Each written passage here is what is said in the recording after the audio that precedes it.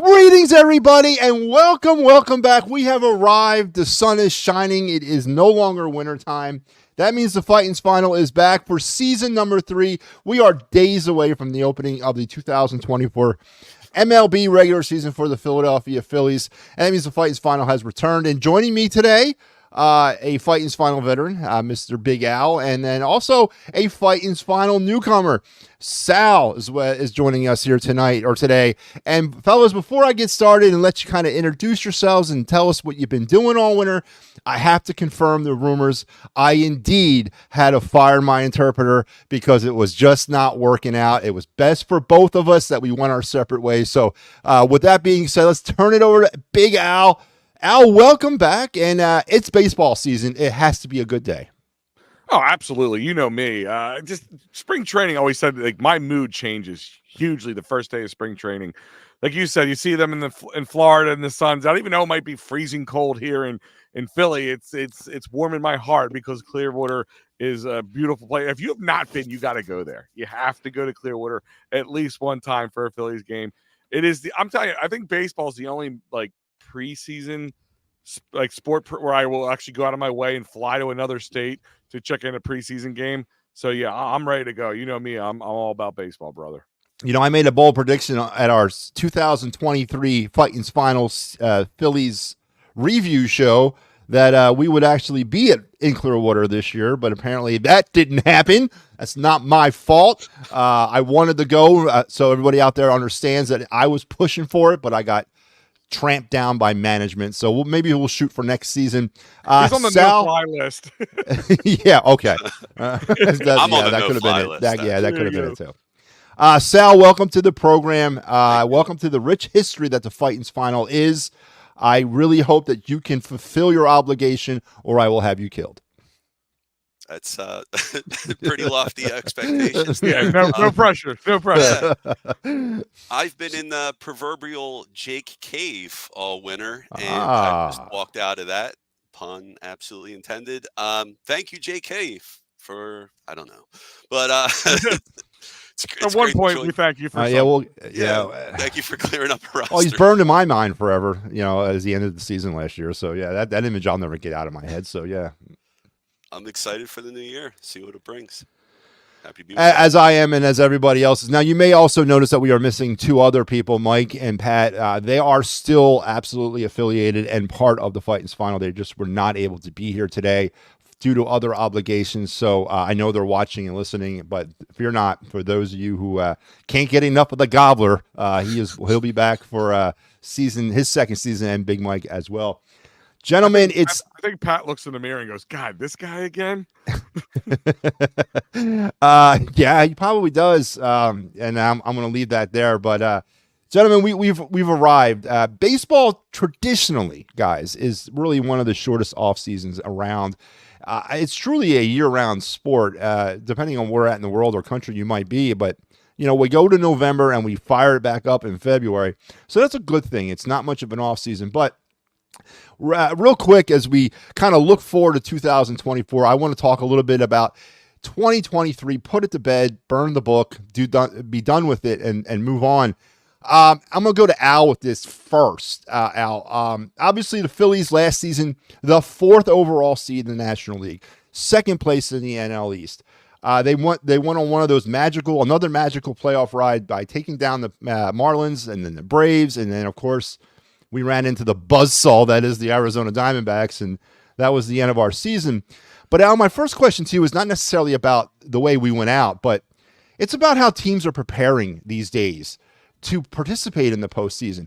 With the 7-team format in each league, is it more beneficial, you think, or is this being done, you think, that managers are not necessarily going out trying to win their divisions, but trying to just qualify as a wild card team with the expanded format? We've seen in the National League the last 2 years, the 7th seed has gone to the World Series in the NL. In the American League, it obviously has not worked that way, as the 1 seeds have gone. And overall, the world champion has been a 1 seed.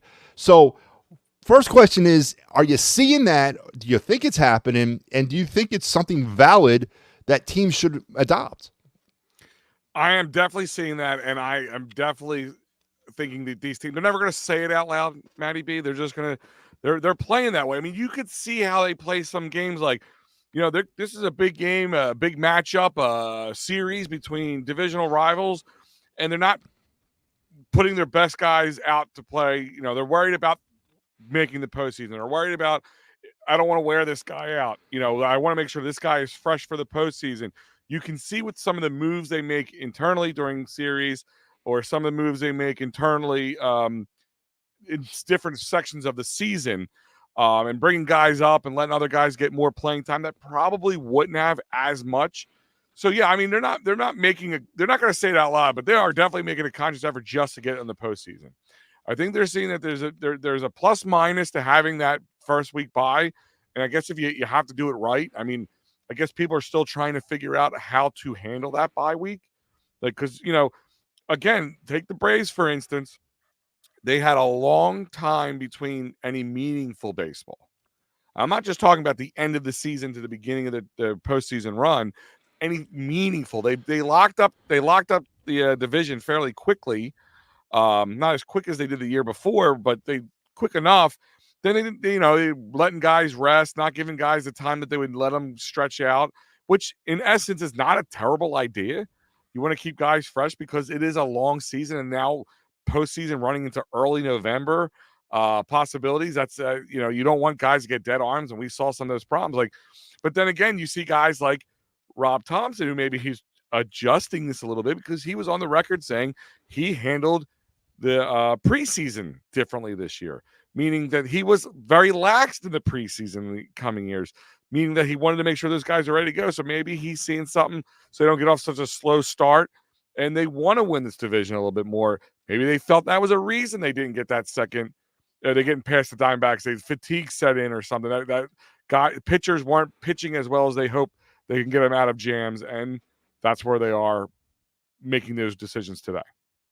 Yeah, and Sal, down to you, kind of the same question, but a little bit different. I've been hearing a lot of rumblings and grumblings here in Philly that, it's championship expectations. I wrote an article a couple of days ago kind of summarizing, basically if anybody here in this town tells you there's not championship expectations, that they're lying to you based on what the last two seasons have been and what this roster is. But the question really is towards that NL East. I'm a big divisional flag kind of guy. I like the flags flying around the stadium. And by the way, 20th year of Citizen Bank Park starts this year.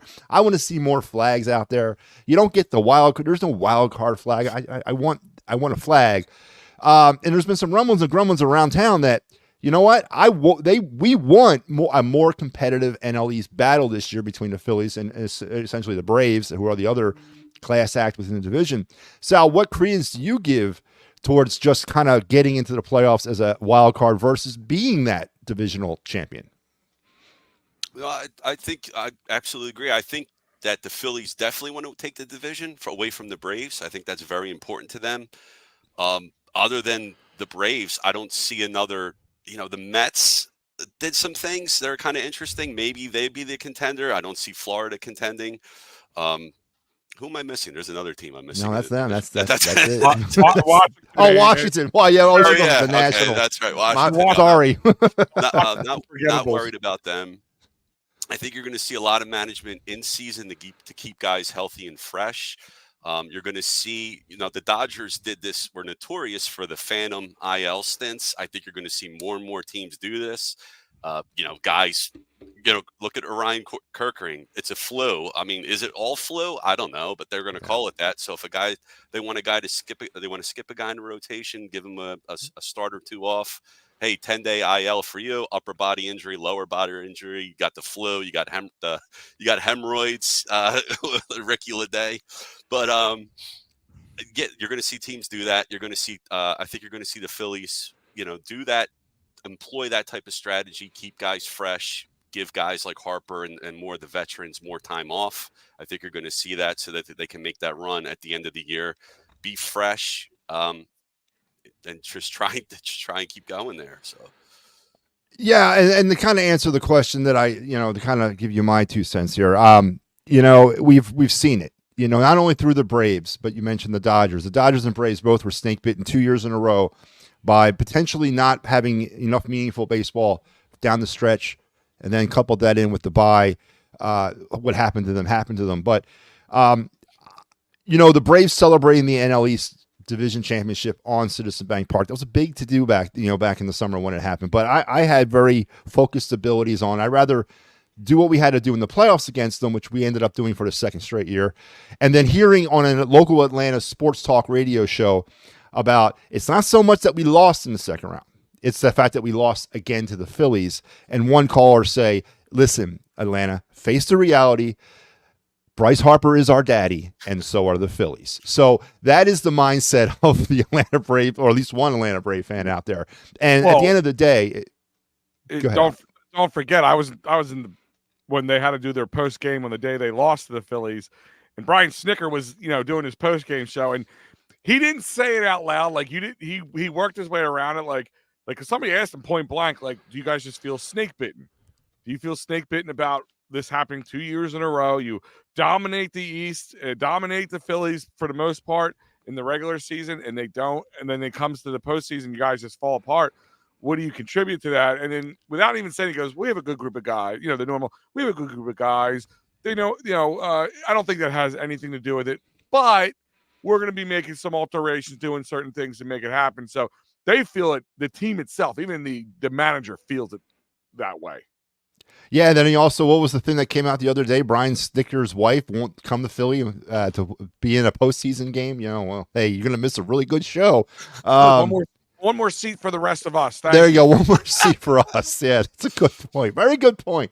But I agree. I think it's transition, and maybe I need to start thinking more towards the new era of baseball about just getting in there. But listen, we had a fantastic ride that ended prematurely, and the man who delivered that last out in the 2023 NLCS is no longer a Philly as of I don't know. Are we going to let people know that this is recorded, or are we acting like it's live? Well, you just said it out loud. So there you go. Okay. Yeah, this is pre-recorded. There you go. In the world that I'm in right now, because it's not the world that you'll be seeing this in, but in the world I'm living in right now, he just got traded to a couple hours ago. Jake Cave is no longer a Philly, as he's now going to peddle his wares in the Mile High City in Colorado, in Denver. So we can kind of move on from that. At least now I don't have to worry about Jake Cave being the last hope of the season ever again for the Phillies. I didn't hate Jake Cave as much as everybody else hated Jake Cave. It wasn't his fault he was the last option off the bench. Yeah. Last time I remember, it wasn't he. I mean, listen, he probably was. He probably didn't want to be there any more than anybody else. I'm like, wait a minute, I'm the guy. Hey, you know what? Do you think Rob Thompson leaned down the dugout and said, "Hey, you're up"? And he looked around and go, "Really? Me?" Just saying. Listen, everybody hates Jake Cave. He didn't choose it. Hey, you cash those checks, you better perform when needed. And all I needed was a single, and he couldn't even provide me that. But that was, you're right, though. J.K. was by far not the only person guilty of that. But let's transition to that now. The offseason began in earnest. We did our review show back in November, and it was fresh off the press that Aaron Nola was not ever going to leave Philadelphia. He inked that big-time contract to keep him here for the next 7 years. And lo and behold, though, Al and Sal, how would we know that would be the only move that the Phillies pretty much would make until spring training would start? But let's talk about the other two big moves around Major League Baseball. Shohei Ohtani is now a Dodger, and the heralded Yamamoto, even though he has gone on record as a report out there that the Phillies offered him more money than any other team, decided to go play for his hometown favorite, LA Dodgers. Again, it's that West Coast thing and all that. I get it, the mystique and all that. But two new additions to the Dodgers, who I guess are really all in on trying to break this kind of trend of overall top seeds going down in the playoffs. Sal, does the move of Ohtani and Yamamoto, who is unproven, of course, but those moves and then the return of Gavin Lux, who was gone all last season due to an ACL injury, does that cinch it in your mind that the Dodgers are just going to be that much better than everybody else and that they are really putting everybody on notice? That much better? That remains to be seen. There's a lot. Where there's smoke, there's fire. Whatever's going on with Ohtani and his interpreter, there's more to that story. What? Somebody else is having problems with their interpreter?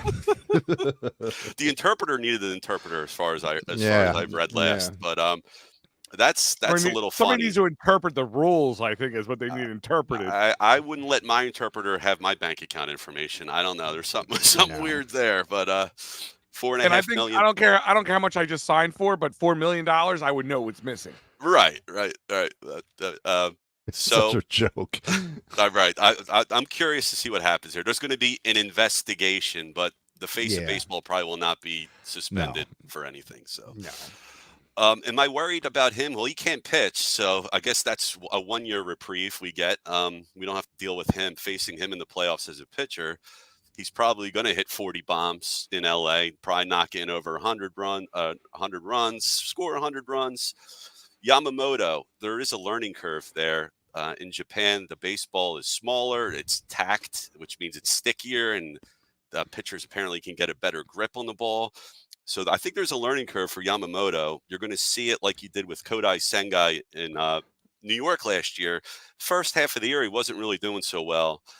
Then he kind of turned it on, became a beast. So I think Yamamoto does have the skills. You see, he does have the repertoire, the pitches. He's going to be fine. He's going to be good, but it might be a little bit of a learning curve. Maybe you don't see it till mid-May. What was the other signing? I'm sorry. Oh, Lux. Well, Gavin Lux is back from his injury. Right, and Gavin Lux can't play shortstop, so he's going to play second. And normally players move off of short when they're 31 years old. You got Mookie Betts, who might be the best athlete in baseball because he can also bowl 300 games. He's playing shortstop at 31 for the first time in Major League Baseball, so that's kind of impressive. And then throw Freddie Freeman in the mix. Yeah, he's pretty good too. He's old. He's getting older, so. They killed the Phillies. Freddie Freeman and Mookie Betts destroy the Phillies every time. Yeah. Will it be another first-round exit for LA like it's been the past 2 seasons? Seasons. Maybe. I'm more worried about the Braves than the Dodgers, honestly, in our division, in the NL. And I'm not worried about the Diamondbacks, even though they beat us last year.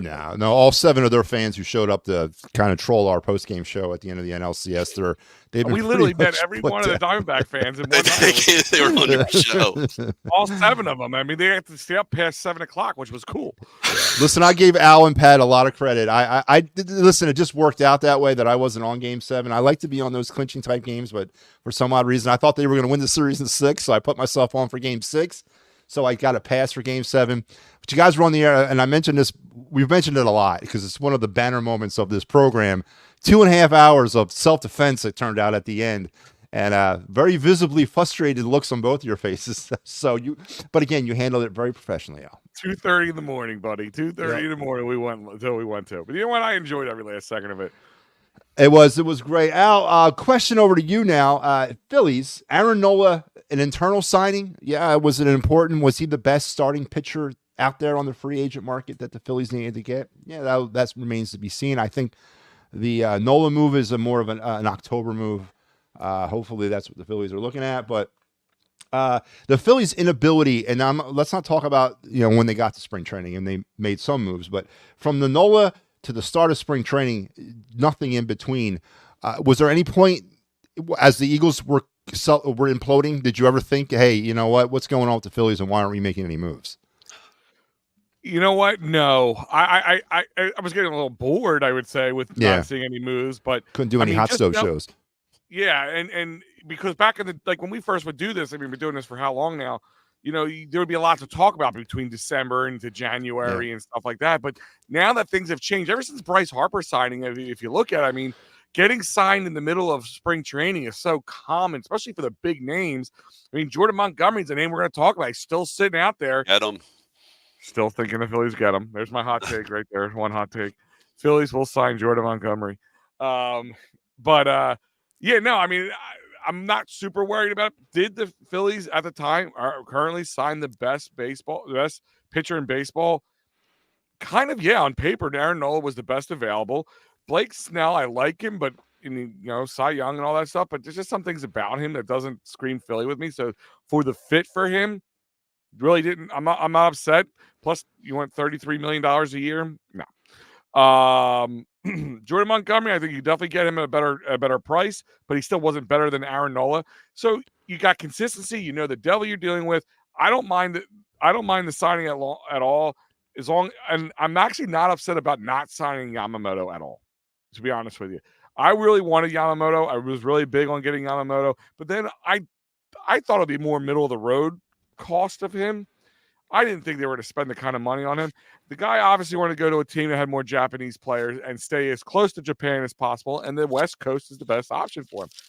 If we offered him the most money, I think he did us a favor not taking it, because I agree with Sal. There's going to be a huge learning curve, and to pay a person that kind of money who's never pitched a baseball once in Major League Baseball, it's a little hard to swallow.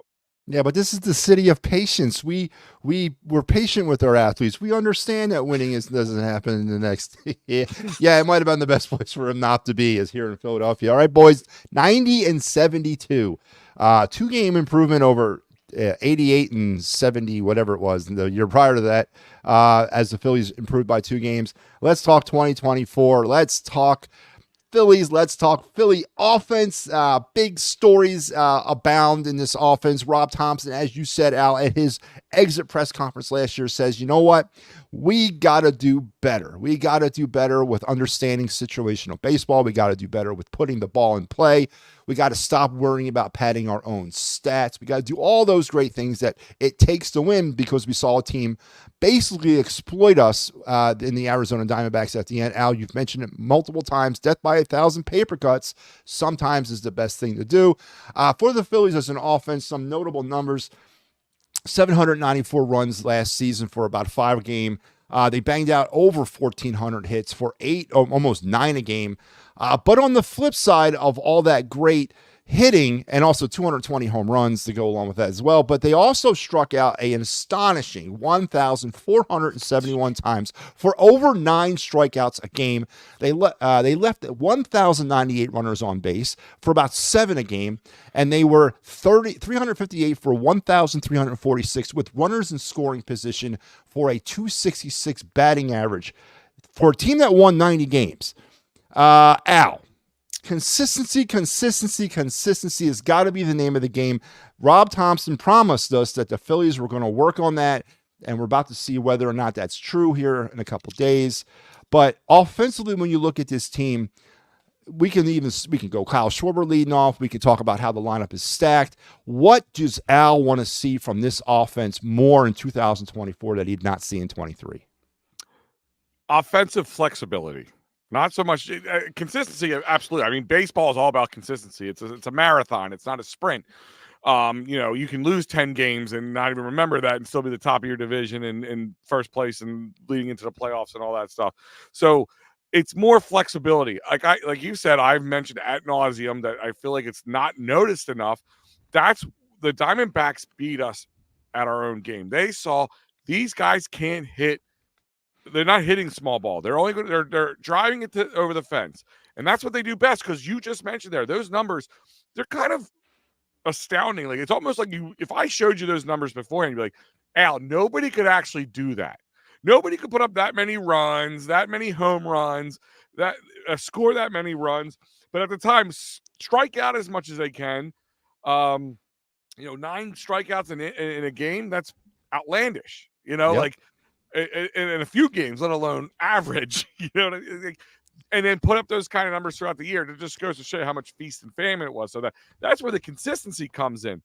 But it's the flexibility to be able to flex. Like, guys, stop swinging for the fences. That's what the Diamondbacks said to us. You want to swing for the fence? Go right ahead. But I'm going to make sure you're going to get anything over the plate that's not going to be able to go over that fence. You might be able to keep it in play, and we'll let our defense back us up. And they never thought about challenging on that. That's where I know there's going to be guys chiming in the show who are not big Rob Thompson fans. We hear him a lot. Not Mike Papernick, I'm just saying. But there's guys going to be chiming in because they blame him. I kind of agree with him a little bit in that situation. He should have, and I even said in the post games, what do you do now? Can you make a change in the lineup? No, you can move some guys around. That wouldn't have been a bad idea. But he should have sat there and said, guys, I don't want to see one guy swing for the fence. Get that ball into play. I mean, Brandon Marsh was the only one doing it. Who was on base in those 2 games more than anybody? Yeah. Brandon Marsh. He wasn't swinging for the fences. And that is my point. You got to be flexible. If the home runs aren't coming, stop forcing them. That's just with anything in life and sports. But the Phillies were unwilling to do that, and the Diamondbacks exposed that. So we have a lineup offensively that boasts some of the biggest names in the game today. We got a guy in Kyle Schwarber that is consistently at the top of the home run race every year, as well as the strikeout race. I believe this spring training, he has struck out literally half the time that he's been at bat. We got a guy in Bryce Harper who is a gift from the baseball gods. Straight up, this kid was born to play baseball. That is what he was put here to do.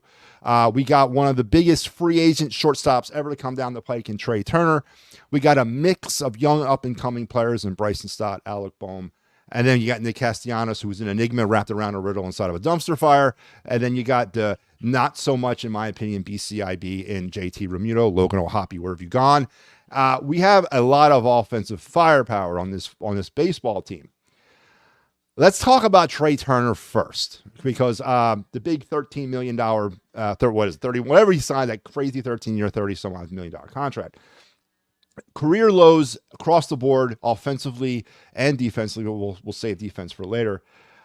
Do we have to get up and give the guy a standing ovation in every game so that we know his mind is right and he understands that we love him? Or how important is Trey Turner to this team offensively? I hope we don't have to give standing ovations every time he comes to bat, because I'm trying to go to some games. My old ass can't keep going up and down every time he comes up to bat. And I love the guy. There seems to be a Philadelphia learning curve. When Castellanos came here his first year, he didn't look so good. Trey Turner didn't have a great first, 2/3 of the season? I'd say 3/4 of a season. 3/4 of the season, got the standing ovation, started turning it on, playing like Trey Turner normally plays. I think he'll be fine this year, second year in Philly. There goes the headphones, more comfortable. Call me crazy, but I would put Marsh as my leadoff hitter. I know that's never going to happen. No, I don't call you crazy at all. 371 on base, and I'm old school, so I'm a lefty-righty guy. But if you wanted to even say, hey, Marsh can't hit lefties, all right, fine. When there's a right-hander pitching, throw him at leadoff. He's a great right-hander. He can hit right-handers. I wouldn't put Schwarber there. Schwarber's not going to bat his weight, I'm assuming. I don't know how big he is, but he's a lot bigger than, was it 196? He's a little bigger than that. He's probably 198.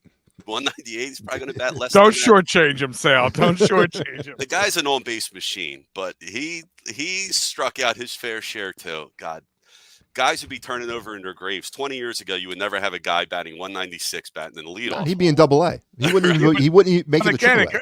Does it not go to the anomaly that is, here's a guy who is like one of the home run leaders in baseball, but also has one of the top RBI producers, but at the same time is the worst batting average in baseball. Like he's confounding. He really is confounding. Look, 343 on base. That's okay. That's not a great. I mean, look, his home runs are walks, right? He does get on base by walking at times. Right. Well, quite a bit. So that's where that base percentage goes up, in my opinion.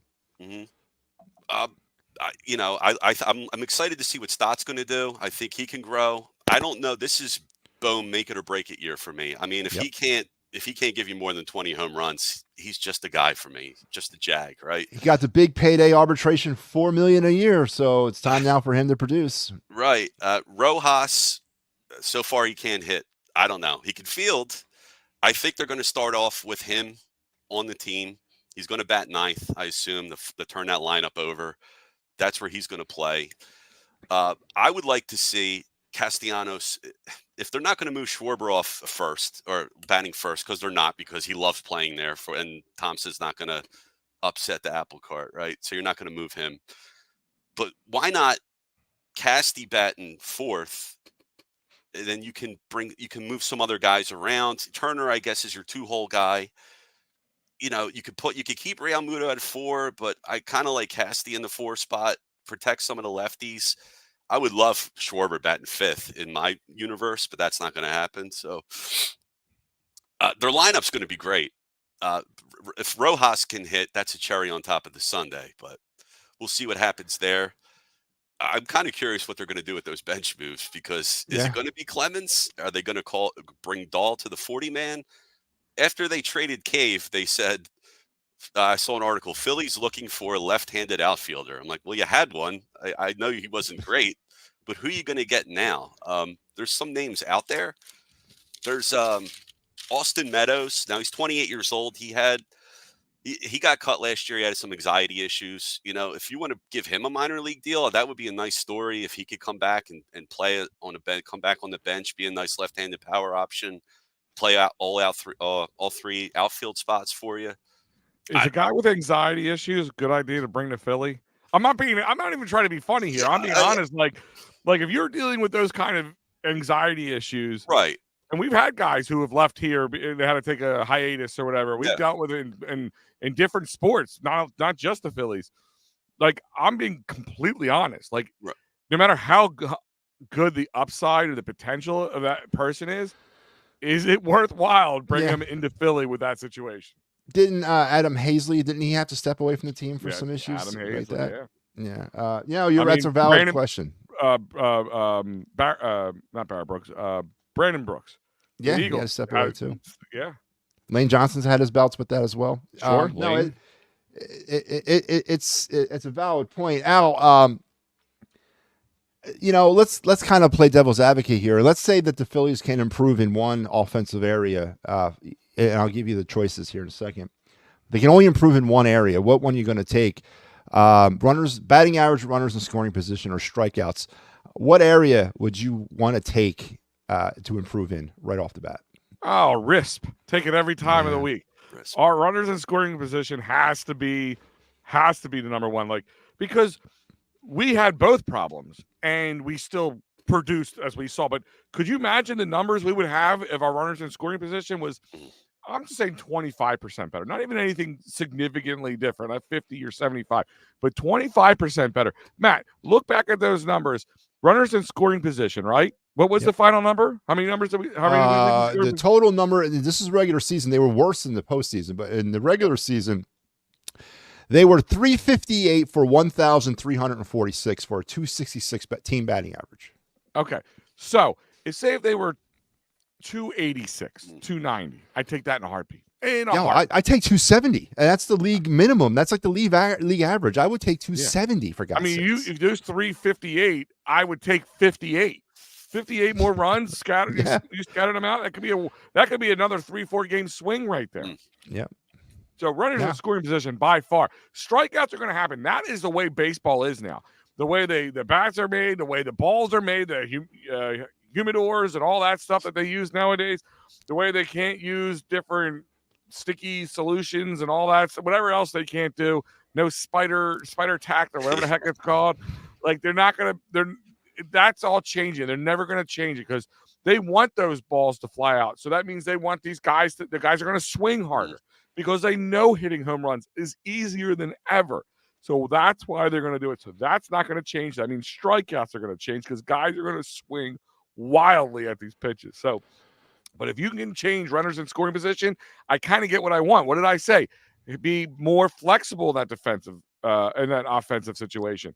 If you're more flexible, that also means you're going to be hitting those runners in scoring position home instead of just driving it over the fence.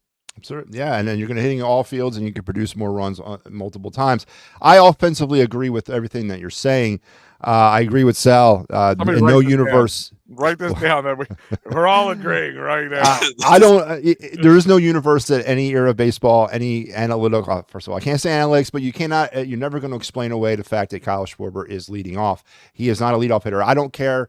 Again, maybe it's all about his feelings right now. It's a different athlete. I understand that. But somebody on this program in the past has told me, what does it matter if he leads off? He only leads off once a game. That is an actual correct statement. But I'd much prefer him batting behind. I much prefer him batting behind 2, 3, and 4, or 1, 2, and 3, than coming up and batting behind 6, 7, or 7, 8, 9. I would much prefer him to be able to be there in that lineup. I just don't think in any universe he's a cleanup hitter. Trey Turner, to me, in that guy's defense, I personally know him, and he's personally told me he agrees with him not being in the first spot. But if it's what works best for him and it keeps this team, I'm not gonna. That's the least of those things we need to change. The things that we need to change the least, that to that guy is very low. Yeah, but I think that would change some of those RISP situations if we had him batting 4. Now, I think personally, Trey Turner is the linchpin to this. I thought last year Alec Bohm was the linchpin, and he had a really good season. I think it goes between Trey Turner and Nick Castellanos again this year, offensively, of how this team is going to run. If we can get a better year 2 from Trey Turner, and then a more consistent Nick Castellanos year round. Now, he held this team together in the first half last year when we struggled. And then he kind of disappeared a little bit in the second half, kind of came back like gangbusters in the first half of the playoffs, but then disappeared at the end. If I can get Castellanos and I can get Trey Turner to be what they are, I think this offense will be remarkably improved, across the board. But what doesn't need improvement across the board, Al? I'm going to tell you this. We have ourselves a sponsor here on the Phightins Phinal, and they need no improvement, but they do need an introduction. They do need an introduction. For those who are new to the Phightins Phinal or returning to the Phightins Phinal, we have a brand new sponsor, as Matty B said, and that's the Streetlight Kitchen and Bar at 5400 Fern Boulevard, Drexel Hill, PA, the Holiday Inn and Suites at the Drexel Brook Event Center. And guys, they are here all season long. Now and through the playoffs, you'll be hearing all about the Streetlight Kitchen and Bar at Drexel Hill. Great food, great restaurant, great place to throw a party, a wedding. Heck, you never know. There is an amazing thing to do at all times at the Holiday Inn and Suites, as well as Streetlight Kitchen and Bar. And guess what? We will be one of those amazing events starting April 7th, our first Phightins Phinal out and about pre and post game. Will be starting at 11 a.m. at the Streetlight Kitchen and Bar, 5400 Fern Boulevard, Drexel, PA, 19026 at the Holiday Inn and Suites at the Drexel Brook Event Center. We will be there live pre and post game. Come hang out with us, watch the game with us, chime in, be part of the show. Check it all out. Streetlight Kitchen and Bar, Holiday Inn and Suites at the Drexel Brook Event Center. That's looking forward to working with them this year. Yeah, absolutely. And welcome. All right, defense, boys. The Phillies committed 20 more errors in 2023 than they did in 2022. Trey Turner committed 26 errors himself, his career high. He also had a .960 fielding percentage, a second all-time career low. First and third base, remarkable situations there. Alec Bohm, I think, turned a corner defensively in 2023. And then, of course, the remarkability of Bryce Harper to learn how to play a whole new position in about 2 weeks has me feeling really good about the corners. Bryson Stott, to me, is a future Gold Glove winner.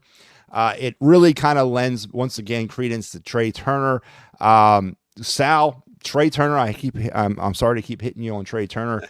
We already discussed some of his offensive struggles. How can you account for the defensive problems? Because this guy has been typically in his career a very slick fielding shortstop.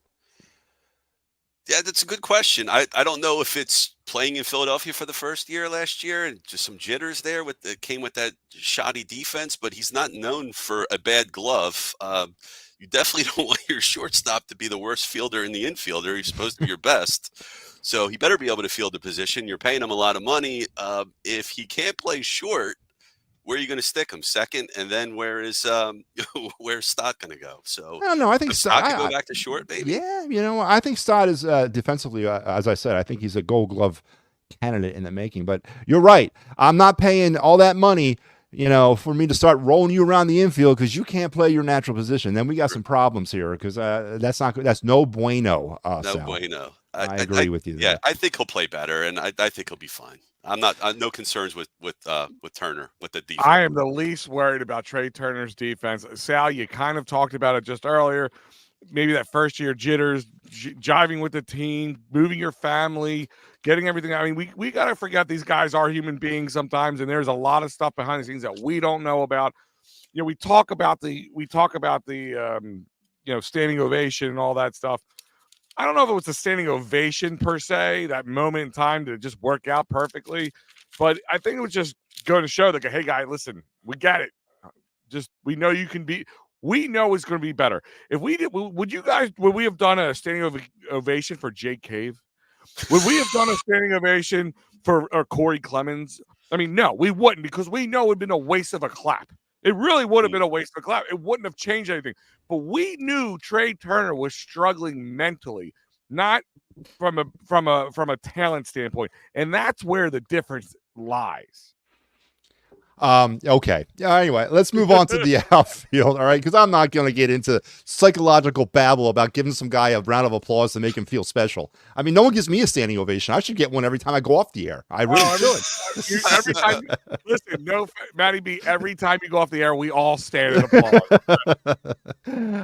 Let's go to the outfield because this is actually starting to turn into a little bit of a confused situation. Right field. Who would have known Nick Castellanos could play right field? His defensive prowess began to kind of show itself in the 2022 postseason. It has carried over to all of last season. He's obviously the new right fielder now that Bryce Harper has migrated to the infield. I'm not worried about right field.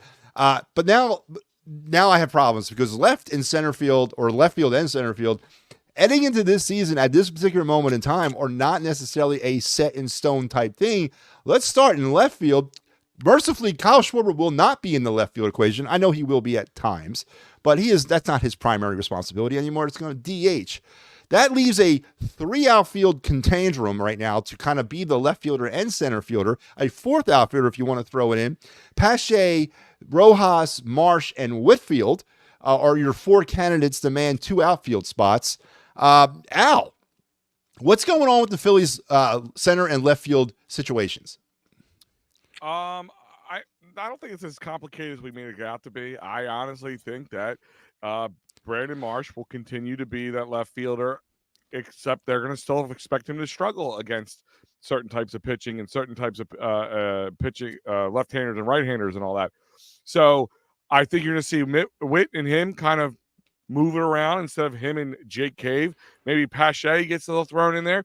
Maybe Pache works with Rojas while Rojas gets his stuff situated.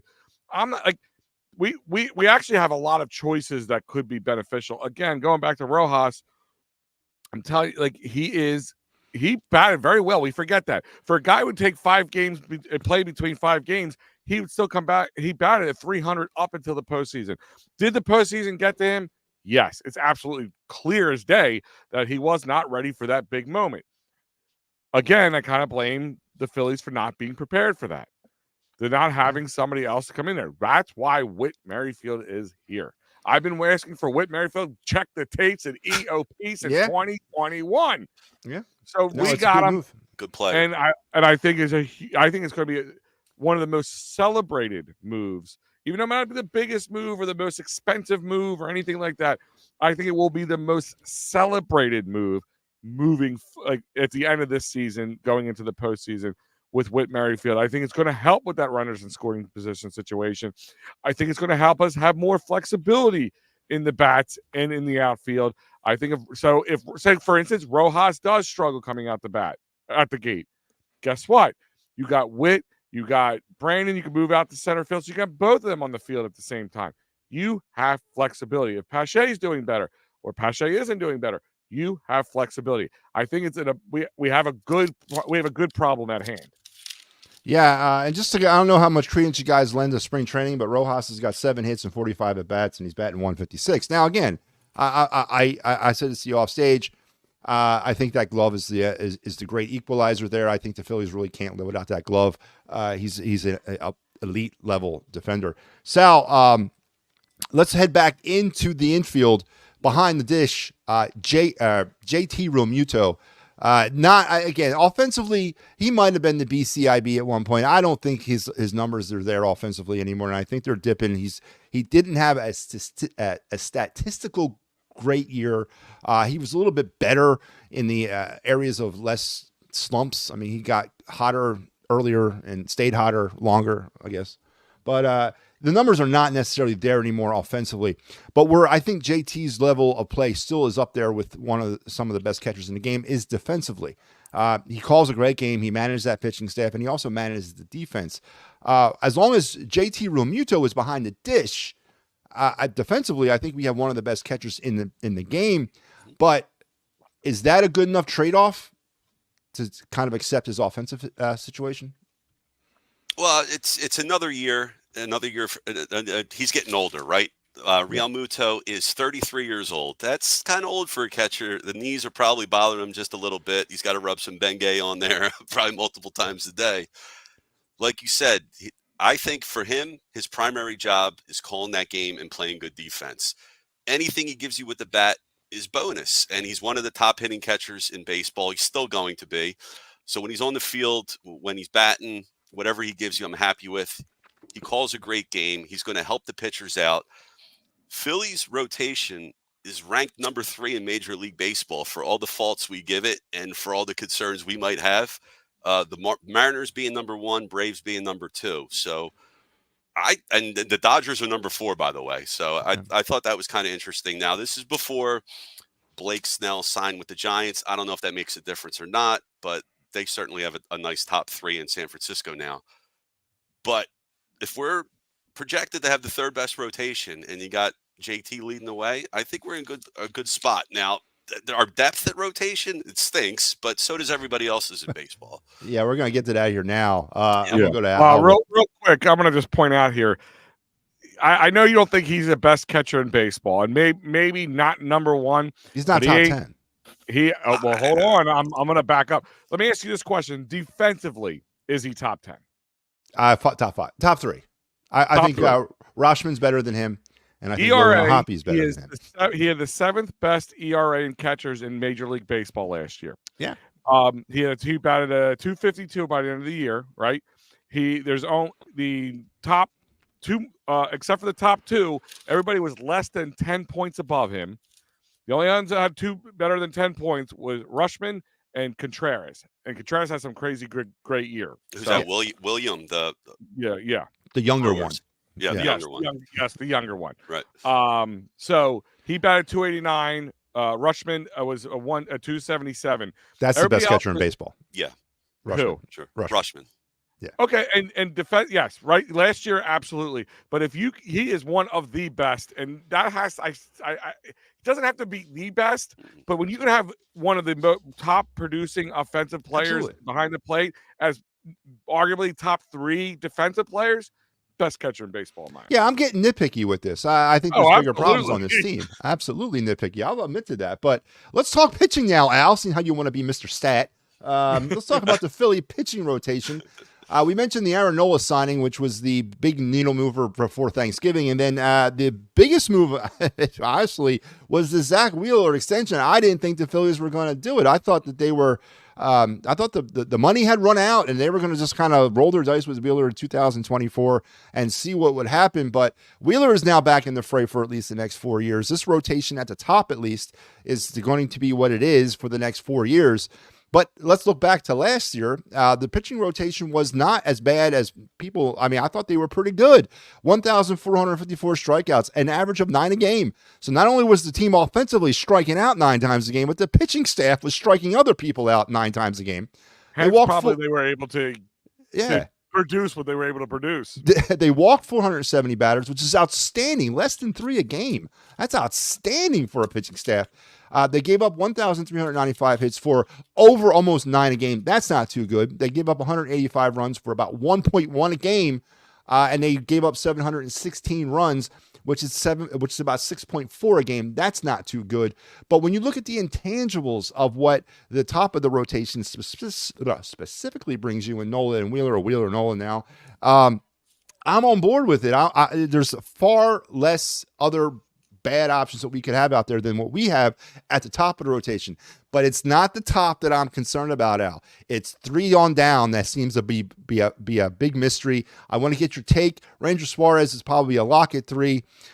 We already know Taiwan, where have you gone in October? Walker is now going to start the season on IL because of shoulder stiffness.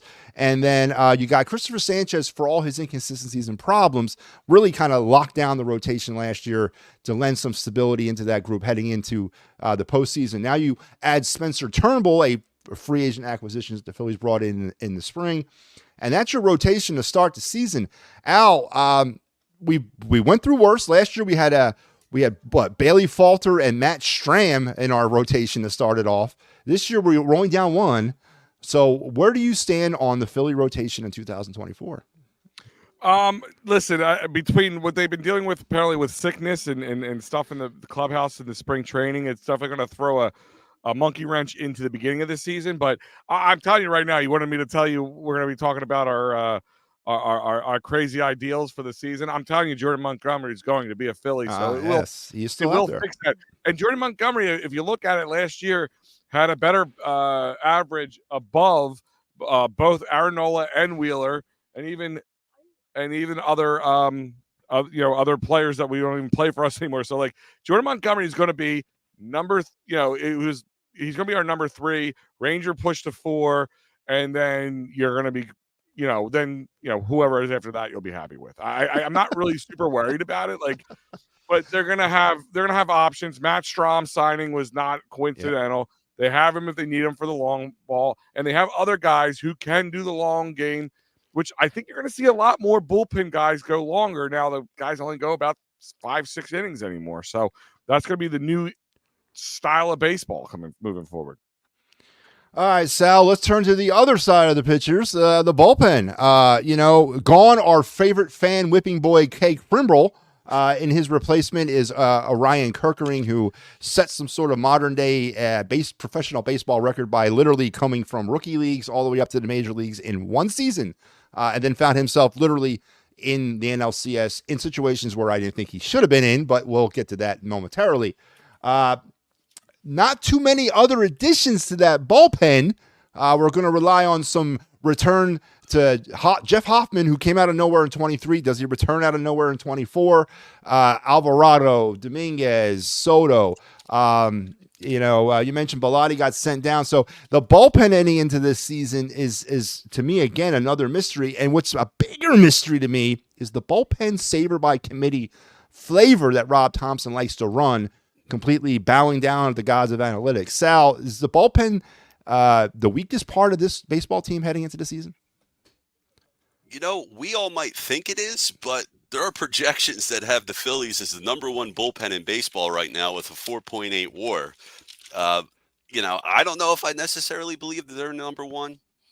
You have closer by committee. I don't like the term, but to me, trading for a bullpen arm in midseason is the easiest thing a team can do to make themselves better. There's always going to be arms available from non-contending teams. So if things don't work out in the beginning, I'm confident they can pick somebody up. That being said, I think they have their eyes set on Kerkering being the closer. They're not going to call it out yet. One, maybe because he's young. They want to see how he plays in the role. If he stinks, then you can pivot to somebody else. So for now, but with the situation that we're in, I think Alvarado is going to start off as your closer. And, they're still going to call it the committee. They might not want to name him that. He's going to start off as your closer, and they're going to go from there. Hoffman, surprisingly, was good last year. He's having a decent spring now. Again, spring numbers, make with them what you will. I, for the most part, don't care about spring numbers. There's certain things I pick with the spring numbers, but maybe there's something there. If Kerkering comes back, healthy, then he could be your nice setup man. Maybe he'll be the closer. Alvarado's your setup man.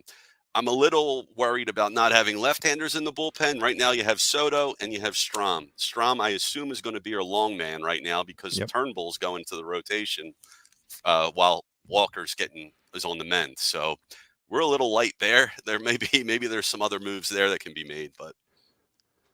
Well, so last year it was the same issue, I thought, coming into the season with the bullpen, and then the Hoffmans and the, what's the guy from the White Sox, Dylan Covinger? You know what I'm talking about? Covey, yeah. They brought him along, and he actually had a really good season. And then Junior Marte started out with an ERA around 28 and worked that bad boy down to 7, and that was an actual really positive story. And don't forget Christopher Sanchez.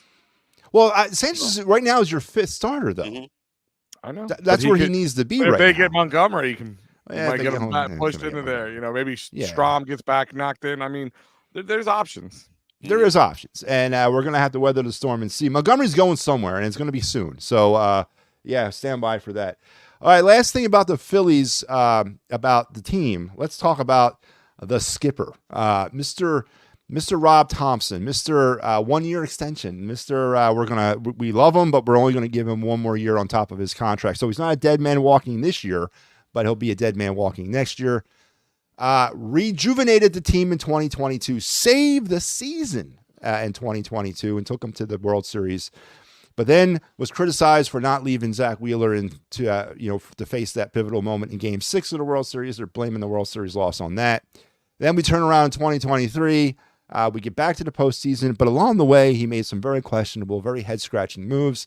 The nonsense with, of course, Kyle Schwarber leading off is top of my chart there. But into the postseason, a lot of people are pinning a lot of the Phillies' struggles and their eventual elimination in games 3, 4, 5, 6, and 7 against the Diamondbacks. They're kind of pinning it to Rob Thompson's lack of changing the lineup up. Why are you going back to back with Kimbrel? It didn't work in the regular season. What's going to change it in the postseason? And a lot of questionable decisions that he made in the postseason, but yet we're okay with running this thing back with Rob Thompson. First question, now I'm going to ask both of you the same question. Very simply put, Sal, is Rob Thompson a winner, and can he deliver a World Series? Winner being win a World Series? Sure, why not? I mean, look, we love Charlie Manuel. Was he the most technically sound manager? I mean, I remember when they first put him on stage, I was like, wow, I can't understand what this guy's saying, or he seems I want Jim Leland. Somewhat simple. And I don't want to, I'm not bashing the guy. I love him personally. He's always be in our hearts, right? He brought us the title. Is Thompson as good as Manuel? I think he's better than Manuel was as a manager. Why not? Now seems like he is a little hard-headed with his moves. I like to see him be a little more flexible, like Al was mentioned with lineup. Why can't we do some things with the lineup there? Does Schwarber have to stay in that one hole? God, I would love that RBI production going down a couple of spots in the order. I would like to see like I said, I would like to see Marsh leading off sometimes against right-handers. See what we can do there. He's got good speed. The bullpen was taxed last year at the end of the year. We saw that, like when Kimbrel was getting thrown out there, you knew the guy was going to get smoked. He had nothing left, and there was nobody else you could put out there. I'm hoping with what we have now, we can do something.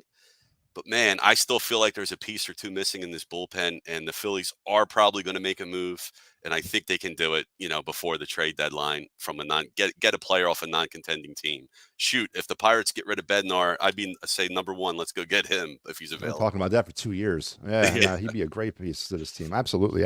Al, same question. Doesn't he play hockey? That's son, Connor. Same question. Is Rob Thompson a winner? And can he deliver a world championship? Yes. Yeah, I think so. Crazy, man. No, I mean, listen. I guarantee you, even guys who won, like Bruce Bochy, I'm sure you can find things about him that people don't like. Yeah, like 6 World Series titles. I can find that too. Yeah. I'm just saying, right? Yeah, but I'm just saying, I'm sure people could find something wrong with them.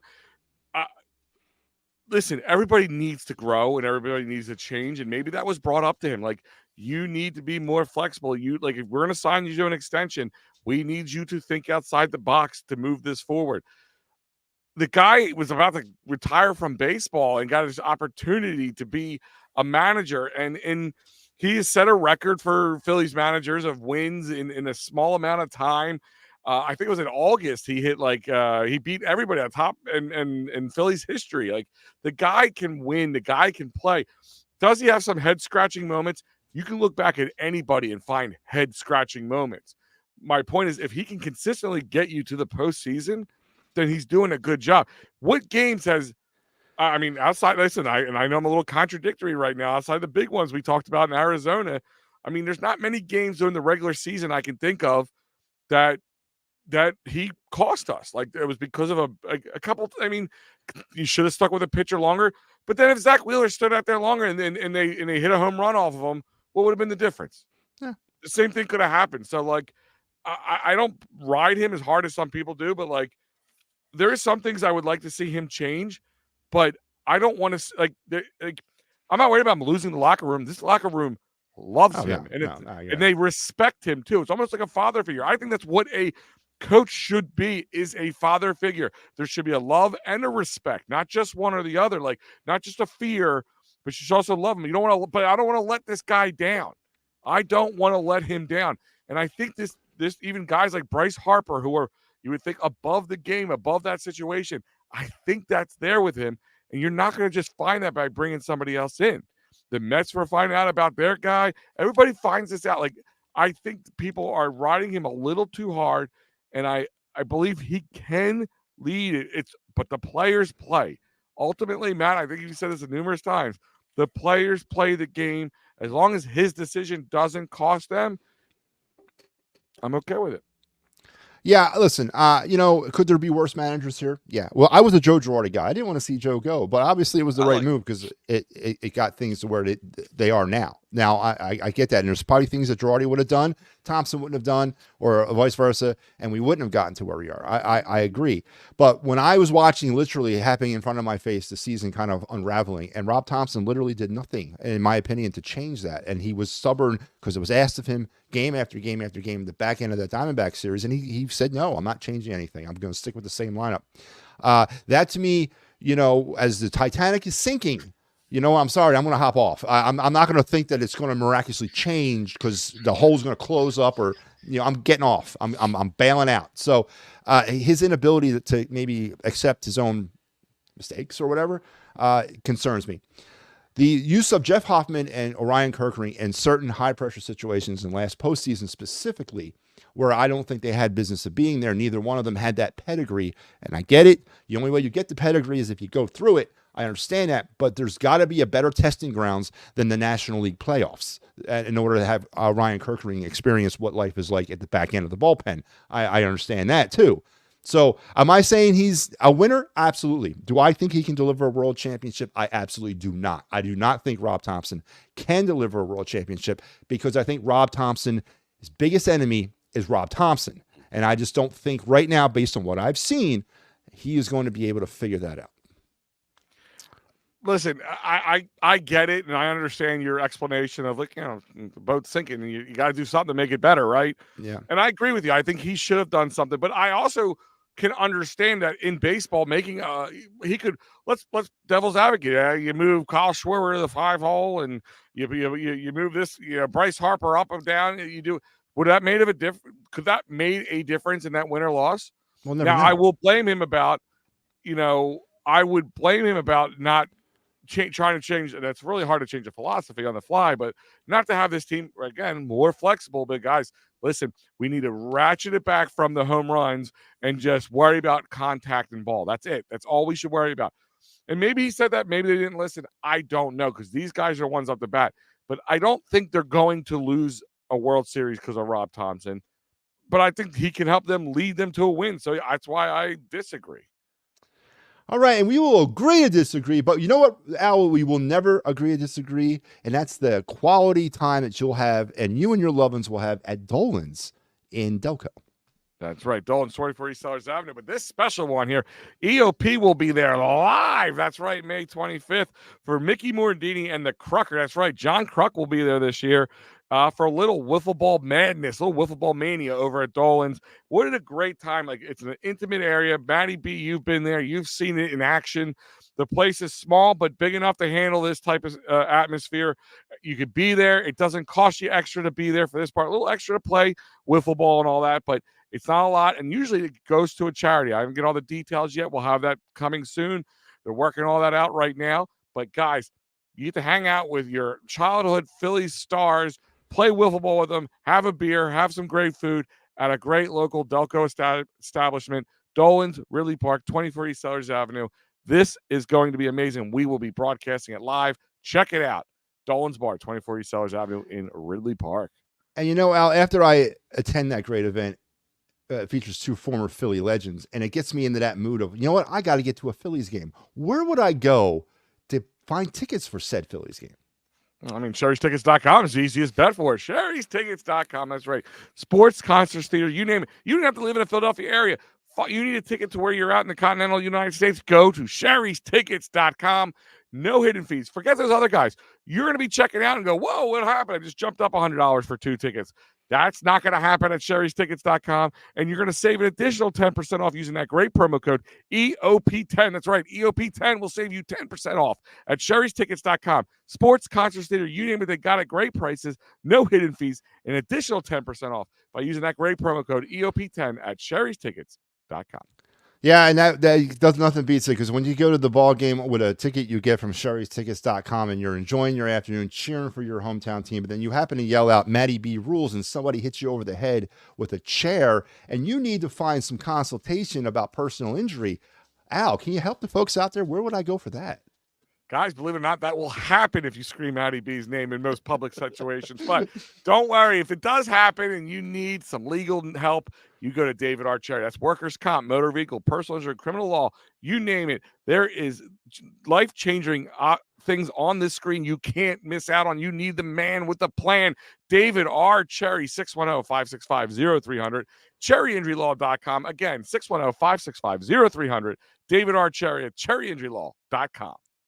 I've run out of cool segue things, but thank God we've run out of sponsors. All right, boys, we're getting to the end, but this is the best part of the show because it's still an opportunity for us to play Crystal Ball. Listen, 162 games, and I know that I'm going to sit up here and tell you that, listen, we got to be patient, but I'll be the first in like game 5 to jump off the bridge and be like, it's over, trade them all, fire him, we're done. It happened last year. It'll probably happen this year. But before I get into our bold predictions not bold predictions, but predictions about how we think the Phillies are going to do, I got to ask you this. I'll go to Sal with it first. Sal, this team over the last couple seasons has had a problem, not necessarily with April. They've done okay in April, but they have been absolutely abysmal in the month of May. Over the last 2 seasons, they are 16-34 in the month of May. They've relied on great Junes and to some degree a good July to kind of get them back into this thing, into the season. Are you of the side of they gotta have a better May? We gotta avoid falling in that trap, or are you just okay with that great hitting season when it warms up? You know, let's turn it on here and let's have that magical run starting in June. But I'm really curious to know where you come out on that. Do you want to see a more consistent team, a hotter team coming out of spring training? Oh. Sal, you're muted, bro. Am I still muted? No. There you go. All right. Sorry about that. Go right back to the top. Just start again. No harm, no foul. I was going to say, coming out of spring training hot, I don't think it matters. If they lost every game in spring training, wouldn't care. Your objective is to win every 2 out of 3 in a game, right? That you take the series. You win every 2 out of 3 in a season, that's 100 games. Now, do I expect them to win 100? No. But I'll say they're going to win 91. That's one above last year's numbers. I think they could do that. Do you want to see consistency in May? I was going to ask, the first thing I was thinking about when you threw those numbers, is it unseasonably cold in May in Philadelphia? Because if it is, I could see those numbers being the way they are. Players do not like to hit in the cold. Pitchers do not like to throw in the cold. If the weather's nicer, maybe the numbers could be better. But like you say, when the weather heats up, the bats heat up, the Phillies heat up. As long as they get to those numbers in the end, winning the division, getting into the playoffs, the May doesn't bother me at all. Al, all evens out. Sorry. No, that's fine. No, Al, we've had a front row seat of watching these abysmal Mays. We've actually personally watched these the last 2 seasons, and we've both made many comments about how we really don't want them to go into this type of situation because we don't want to rely on June. Because June, they're quite the opposite. They're like 42 and like 9 over the last 2 Junes. So they're just an amazing June baseball team. Al, how important is it for you this year that they just maybe try to break even in May, just not have a bad May, or is that, are you kind of with Sal here by just saying it doesn't matter, June will come, it'll be our salvation again? But how do you stand on that? I don't want to. It's easy to say after the fact. I think when they can bounce back and have that kind of Junes that they have, that puts them back right in contention. But no, I don't want to do that, and I don't think they should do that. It doesn't matter if it in the long run if it pans out, but no, I don't think you can keep going to that well and expecting it to always be there for you. You know, as we sit here and talk about making changes and alterations to make things better this year to not have fall behind, you don't think the Braves are doing that? You don't think you don't think the Mets are doing that? Every team's doing it. The Dodgers are doing it. Everybody's doing that. So you can't think you're going to get that lucky. That every June that you're just going to be this unstoppable machine that only loses a hand, like less than single digit games. It's just not going to happen. So you gotta play with more. Maybe like we said, maybe teams aren't worrying about winning the division as much, but you have to play better across the board. Cold weather, warm weather, I get it. I know it makes a big difference. The ball flies out of these stadiums faster in the warmer weather, but they got to learn to overcome. And again, it comes back to that flexibility we keep talking about. You got to flex to the cold. If it's cold, and stop swinging for the fences. Just make the contact, get it on there. And then when the heat's up, then you can get that little power bats involved. I know it's not Kyle Schwarber's thing, but he's going to have to run them bases then. You know what I mean? He's going to have to be dealing with that. But no, I don't want to wait till June. But if it happens, am I going to panic? Probably not. Yeah, well, I'm going to panic, and I don't want to see them. April, I've always come out on the coin of saying April, I just want to see a team healthy and 500 or better. May is when you typically start to build on that, and yes, the weather does factor. I understand that, and then June, July, August are hitting months, but I don't want to see them fall off a cliff every May. And in the last 2 years have been very concerning. I need to see more of a consistent May. 500, I'll take that, but I agree with Al on that coin. All right, gentlemen. I'm going to throw it around the room, rapid fire. Sal, give me a record for your 2024 Philadelphia Phillies. I said it a minute ago, 91 and 71. That's going to be my number there for you. Big Al, you ready to give me something? I know you don't like this for baseball. I always think I got balls, but they ain't crystal. I think they're going to do a little bit better than just one game better. I'll go 93-69. I think that's where it's going to end up being just a shade under 95 wins, because they're going to have their ups and downs like we just talked about. I hope they don't have it, but any team can go through cold spells, and we've seen this team do it. And this could change. It could get towards close to that 95 to 90, even 7 spot if they have a reasonable May and April, but we'll find out. But I'm gonna go 93 and 69.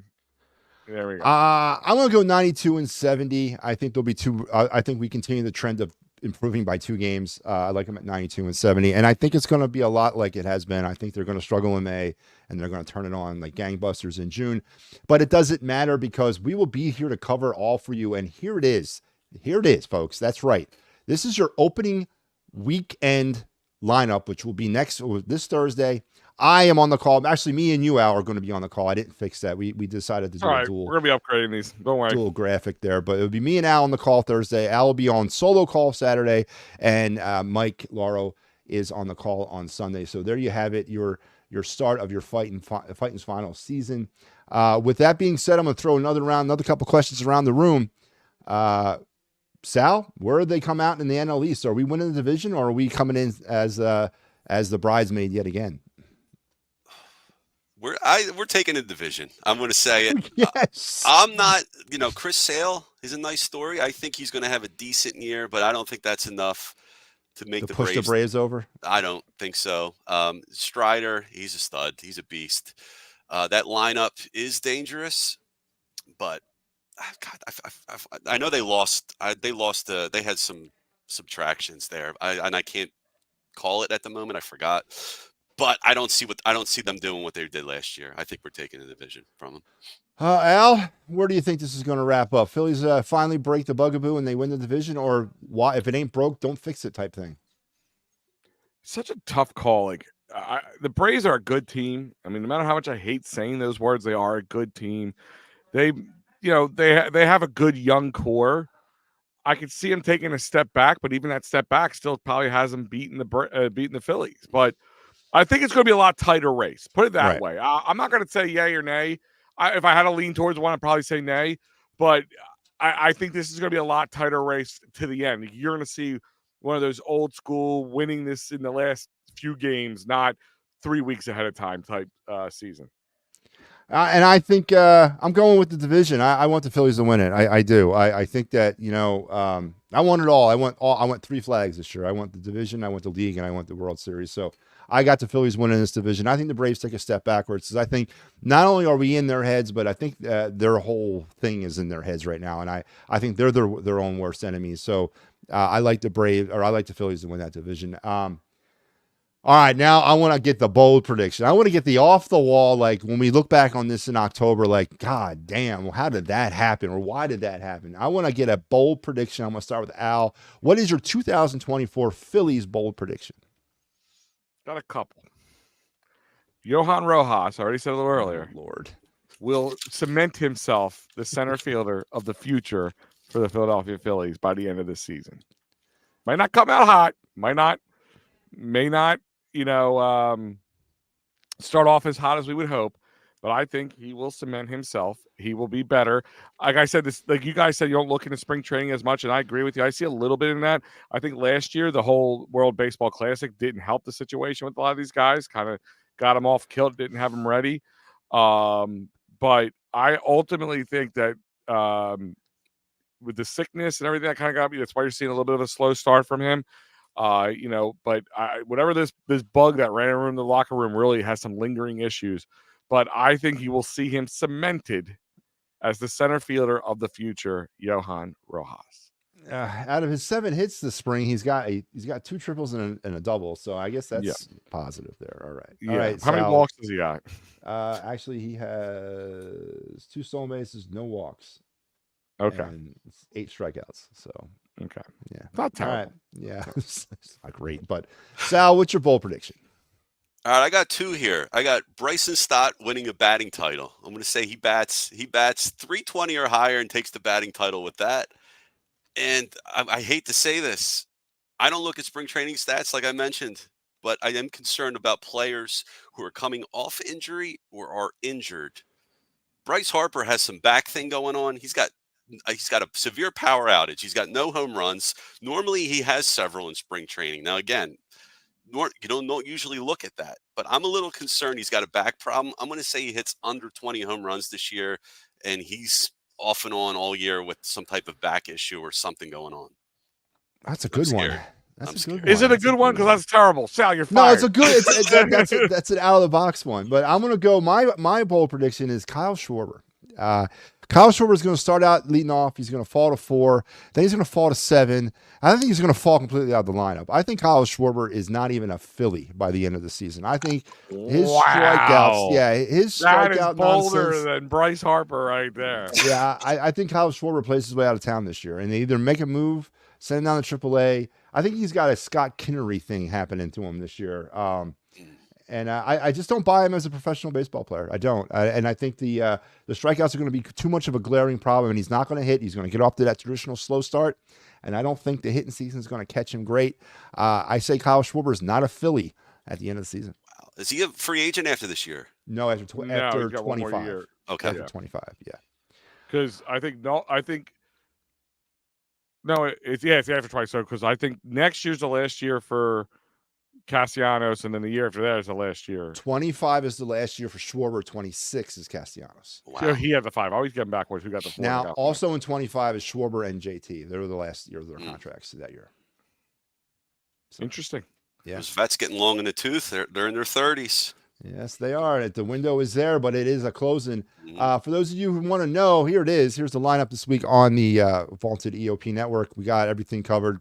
Still talking football as we're getting ready for the draft. Talking hockey as the Flyers are ramping up for their playoff run. And now, yes, this week, it's back. We are back to talking baseball as the Phightins Phinal returns and everything else that the EOP Network provides us. Al, I want to throw it back over to you so we can thank our great sponsors one last time.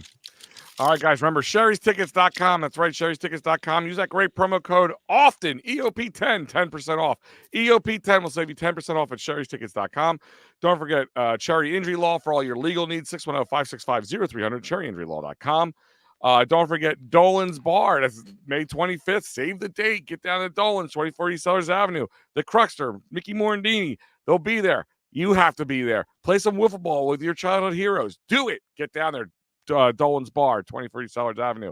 And don't forget the newest sponsor, bringing them on in the Streetlight Kitchen and Bar, 5400 Fern Boulevard, Drexel Hill, PA, at the Holiday Inn and Suites. You'll be hearing all about them on the Phightins Finals post-game, and even the special pre-games, because we're going to be there for those special pre-games. April 7th is the first one. Come on down, starting at 11 a.m. It's going to be amazing. Check it out. Go to the Streetlight Kitchen and Bar, 5400 Fern Boulevard, Drexel Hill. All right, and before I send it around the horn one last final time, let's remind everybody that these types of shows where we all get together. They're definitely a beautiful thing here on this show, because after today, essentially, we're all going to break off into our own separate wins. We won't come back together until the All-Star break. Then we'll break off again, and we won't come back together to the postseason. So the Phightins Phinal is it's not a solo adventure, but we don't necessarily spend a lot of time with each other, but we are going to try to incorporate more dual partnerships on the show this year. Sal will be joining us, and then we'll kind of go from there. Don't forget Mike and Pat are still part of this, and of course Big Al as well. But Al, I'm sending down to Sal. Sal, where can the good folks out there find you out there, and what are your parting shots? Oh, wow. I don't have anything yet. I just came out of that cave I was talking about, out of hibernation. Right now, you can find me here. Hopefully. All right. Sal's on EOPs. He's going to be sitting here on backstage just waiting for people to chime in. So just send him some messages. All right, Big Al, where can they find you out there? I don't know if you want to go on Twitter at Big Al EOP on Twitter. There, it's a good way of check out my thoughts, see what's going on in EOP. Go to EOPsports.com, sign up for the newsletter. Everything that EOP is on there. Check if all your favorite podcasting outlets. You can check that out as well for all your favorite shows. And YouTube, subscribe. Facebook, subscribe. Twitter, subscribe. Instagram, subscribe. TikTok, subscribe. If you haven't subscribed, you haven't tried. That's absolutely correct. And I'm, of course, Matty B. You can find me here on the Edge of Philly Sports. I do my own show, Talking Philly Sports, Matty B. Also, the Phightins Phinal, Clear the Ice, a lot of written stuff. We're starting to break down everything now, breaking down Phillies prospects, breaking down Flyers prospects, starting to break down the NHL draft and the MLB draft. So all those things are kind of in my basket right now. So please be checking that out, all the written stuff. It's a pleasure and an honor. Baseball is back. It's a 162 game, hopefully more marathon. And this is my favorite part of the show because I finally can hear from this guy again. Harry the K, what you got?